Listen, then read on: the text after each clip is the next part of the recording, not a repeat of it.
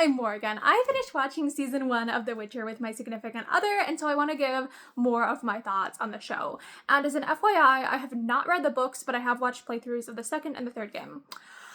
Yennifer makes me angry. She makes me so angry because it's like, I understand that she's probably dealing with like abandonment issues and internalized ableism and possibly internalized sexism. And so I understand that she is someone who has a lot of difficulty like opening up and asking for help with issues, but it's just like so many of her problems could have been solved if she'd just been like, hey Geralt, this is what I want as my wish. She could have just done that.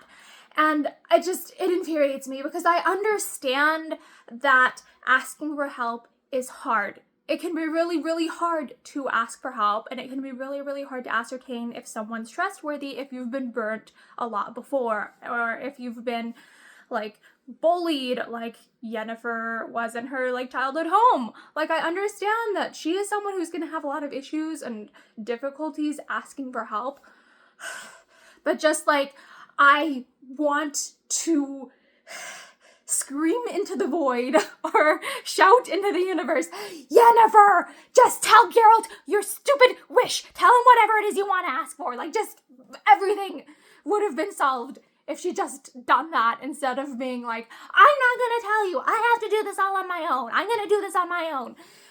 And it is very infuriating because, like, I feel for her. I understand that she's got, like, internalized ableism, but, like, just ask for help, darling. It's okay to ask for help. Geralt is trustworthy. It is okay to confide in him your secrets if he has the power to help you. Like, just tell him what your wish is and let him make the wish. Like, it doesn't have to be this whole power struggle. Just ask for help. It is okay to ask for help. And I think, like, Yennefer actually as a character, like, does a really good job of showing, like, it is actually frickin', like, there are oftentimes, like, just a lot of invisible barriers in people's minds that make things harder than they have to be. Like, Yennefer, just her refusal to frickin' ask for help. I'm like, I understand. I understand. I think that her character just does an amazing job of showing that sometimes things are harder in people's minds than they actually are in reality. So I applaud the writing, but Yennefer as a character makes me very, very irate.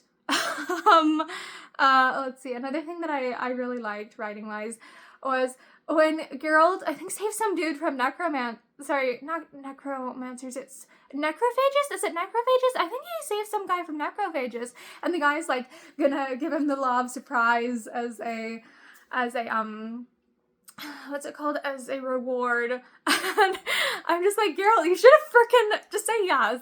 Like, I know his reaction to that there was just so frickin' hilarious, but he should have just said yes, because it would have been Ciri again anyways. It would have evened out. Like, the universe would have been fine with that. Like, he was just gonna get Ciri twice. So he should have just said yes, but it was funny that, like, he didn't, but he should have said yes because it would have been Ciri again, and that would have been hilarious. And I don't know, I love the law of surprise existing in that universe, because it very much so reminds me of The Maid with the Golden Hands, which is an old Grimm story. I recognize it because, what was it? There's some story where some guy makes an agreement with, I think, the devil on the road, and the first thing that he sees, or the first thing that greets him when he gets home, is, like, his daughter, and there's this whole rigmarole, and they cut off her hands so that way they can give her to the devil, but she cries on them, and so therefore she's too unsullied or something to be given to the devil, and then she goes wandering off and, like, picks a fruit from a tree and marries a king. But it's like, I recognize the law of surprise as being, like, that is something that comes from fairy tales, and so I love it because it's like, oh my gosh, I kind of get the reference. I think I get where that's a reference to. But I love how in the Witcher universe, it's like, there's just so many elements that are pulled from fairy tales, and it's like, oh my gosh, I recognize this. This is so cool. This is so cool. And, like, I don't know, Jin's, the thing is, like, when I think of genies, I think of, like, the Fairly Odd Parents and Norm from that. So it's very, the way that djinns are in this universe is definitely different from my picture of what a genie is like, but I loved, oh my gosh, one thing that I love with the Jin is like, this, how it makes it seem like it's Dandelion's wishes originally, and then I didn't realize that it was Geralt was the one doing the wishes until he accidentally blows up some guy's head, because like I thought, oh, it's Dandelion is the one who like secretly like he somehow captured it by accident. No, Geralt actually possesses the wishes, which is just, that was such a twist. I love that. That was hilarious. I love that. Oh my gosh, Dandelion is just like chef's kiss, best character. I love him. I love him. I love him. He is freaking hilarious. He is hilarious. I love him. He is so funny. He reminds me, I feel like in some ways, like, he's just, I see elements of myself in him with his just like happy-go-lucky attitude and sometimes just making poor life decisions and like just having so much more optimism than the other characters around him. And it's like, I love him. I love him. I love him. He is freaking hilarious. And his hair is just, it's like 2000s emo, and I don't know how, but that just makes the character like even more funny. So I love that. I love that. Dandelion is like my favorite. And I guess I'd say I understand, I'd say a little bit of like Yennefer's, like Yennefer has a lot of difficulties where it's like she wants to feel in control because so much of her life she's never really had control. Like I see that as something that her character really strongly struggles with. And another thing I want to mention is like, I don't necessarily know if she even, like, I know that she really struggles with the idea that it's like she can't have children, but I kind of see it as like the reason that it upsets her is that the choice was stolen from her, not that she inherently wants to be a mother. It seems like she is upset because a choice was stolen, like something that she might have potentially decided she wanted. It was something that she could no longer decide, and it's kind of just like that loss of bodily autonomy. Like I very much so see that in, like, that's how I see that, that's how I interpret that, and I think that's a really interesting choice to have someone like Yennefer go through, because that was something that like literally was happening throughout a lot of the 20th century. Because Yennefer is, I guess, like canonically she's a disabled character, and like in case you haven't heard of like Buck v. Bell, there was a major issue of like forced sterilization of disabled people was legal and happening up through like the 1970s. I don't know if that Supreme Court case ever actually got overturned, but like that was something that was actively happening throughout a lot of the 20th century. Like disabled people's choices were being stolen from them about reproduction. And so I think having Yennefer being a character who is disabled, who like has a physical disability in the beginning of the show, like I think having her be the character who we really see that struggle through the lens of is really important for just storytelling, for I guess representation is the word I'm looking for, because that is an experience that a lot of disabled people had in the 20th century. And so I really, like, I applaud that. That is excellent. That is a representation and telling a story that just needs to be told, really needs to be told, and that people don't think about a lot. Probably because that's one of the, like, more horrifying parts of American history, and so, like, we don't really think about that as much. And I also, like, I'm not as knowledgeable about to what extent that was happening in, for instance, Eastern Europe or other parts of the world, but I know that was a major issue in the United States. And so just seeing Yennefer's struggles with that, I'm just like, chef's kiss, like, applause, accolades. That is a story that is hard to tell but needs to be told, because that is so true to so many people's lived experiences. Like, disabled people who, in some cases, may even still be alive today. So yeah. I don't know, I loved that representation. That was just a big deal. That was a big deal storytelling-wise. Yeah, I love, too, the range of just, like, another thing I really love representation-wise is the range of, like, characters' facial features. Like, because here's the thing, like, sorcerers and sorceresses are supposed to be, like, the epitome of beauty, and I love how, like, all of the different sorcerers and sorceresses just look distinctly different from one another, which I think shows that, like, in a world before, like, smartphones and stuff, and, like, mass media publications of magazines, where it's, like, there can be, like, how do I put this? I feel like when I was growing up, there's, like, this one very specific ideal of beauty, which was tall, blonde hair, blue eyes, a chest that was a little bit on the large side, but not too large, because you gotta have like, a rib cage that's visible, and you gotta be really skinny. Like, Victoria's Secret model, like, as the epitome of what beauty was. Or Barbie, where it's blonde-haired, blue eyes.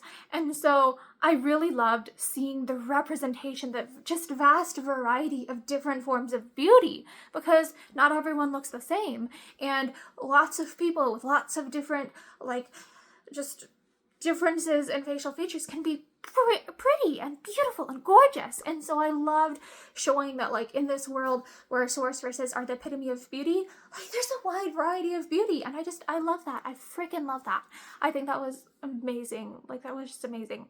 And I love the variety of different, like, actors in general. Like, I understand that, like, since I think The Witcher is very much so based on, like, Eastern European folklore, there could have been, like, the casting director could have been like, let's just hire a bunch of white Europeans for these roles.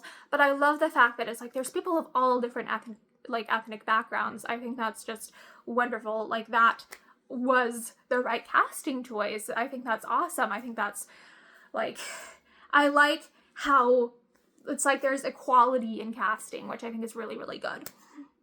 And, like, I think, I'm not gonna say I like all of the portrayals of the different characters, because I still am mad at how they portray Triss. It's just, like, she feels less exuberant than in the games. But I think a lot of the actors just, like, they do amazing jobs with the roles that they've been given. Like, I love the acting, and I love, like, oh my gosh, I love, what is the name? I can't remember his name, but the little elf who helps Ciri escape, and it's like, on how he wants to stay kind of with the waters area. Like, oh my gosh, I love that character. How it's like Ciri, like, gets to know, like, I guess a little bit about, like, her grandmother's not being a great person through this child, and there's, like, intergenerational trauma is healing through her friendship with him, and it's like, I love that. I would have loved to see more of that character. But just, like, oh my gosh, that just made me happy to see that intergenerational trauma, like, healing through them, like, just learning to see each other as humans. So yeah, that made me happy. And I do like how there are a lot of just, like, really real conflicts and traumas and issues in the real world that are addressed in the Witcher universe, but through, like, the lens of medieval fantasy, or Middle Ages grim type storytelling, where it's, like, again, the issues of, like, ableism and sexism and just lack of autonomy, but also, like, racism as an issue, and like, because of the elves, the way that elves are treated as, like, second-class citizens, and also, like, how do I put this, like, what's the word I'm looking for? Like, there's some way that they sugarcoat it, but it's like, where you're trying to essentially destroy the entire species of people out of your hatred. It's like, they touch on that. Sorry, what's it called? Ethnic cleansing? AKA genocide? Like, they touch on the fact that it's like, hey, this is, like, this is something that sometimes happens, and they don't paint it out to be some beautiful thing. It's like, we get to see, like, oh yeah, that's actually kind of fucking awful. This is fucking awful. And I like how they don't shy away from the fact that it's just, like, humanity does some really fucked up, god-awful things sometimes. And, I mean, I guess, where was the author, like, located? Because, I mean, he probably, like, lived through some, like, he might have lived through some dark parts of history, or, like, depending on his life, like how much was his family or the people before him affected by like the Holocaust and stuff. Like maybe his writing is informed, like his writing could be informed by just, you know, the really horrific things that were happening in the 20th century. Could be informed by that. So yeah, I love how we get to see that like racism happens and is fucking bad by the way that like the elves are treated. So yeah, I like that element of representation and storytelling too. So yeah, I like it. I like it so far. Like, I don't know, I think I prefer like the games, but I like the show too. So yeah, those are my thoughts. I hope y'all are having a really great day. Bye!